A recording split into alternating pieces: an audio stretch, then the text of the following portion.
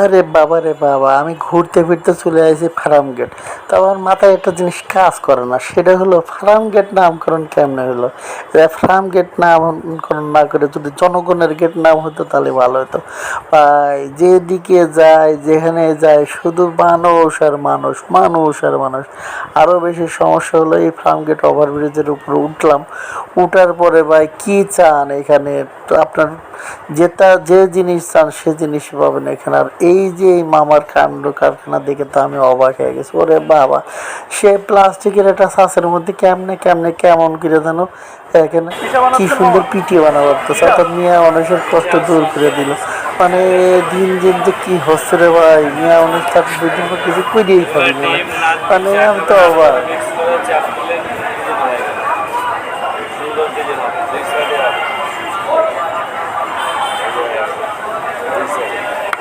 এভাবে নিয়ে তেলে ভাজতে হবে, তেলে ভাজতে হচ্ছে সিরা দিবে ফ্রাই হবে।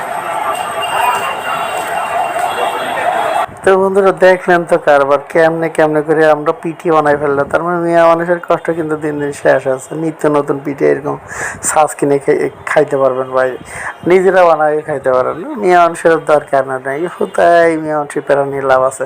তারপরে চলে আসলাম ভাই নিচে, নিচে এসে তো দেখে আর এক মানে কর্মকাণ্ড খেলা। এখানে মেয়ে মানুষ শুধু অর্নামেন্টস কিনতেছে, এই ধরনের ইমিটেশনের বিভিন্ন রকম অর্নামেন্টস আছে। মানে মেয়ে মানুষের আসলে অর্নামেন্টস দেখলে আর মাথায় কাজ করে না, তাদের নিতেই হবে। মানে যেমনিই হোক ভিক্ষে করে নিয়ে আসে, নিতে হলে পরে নিতেই হবে। আর যে কী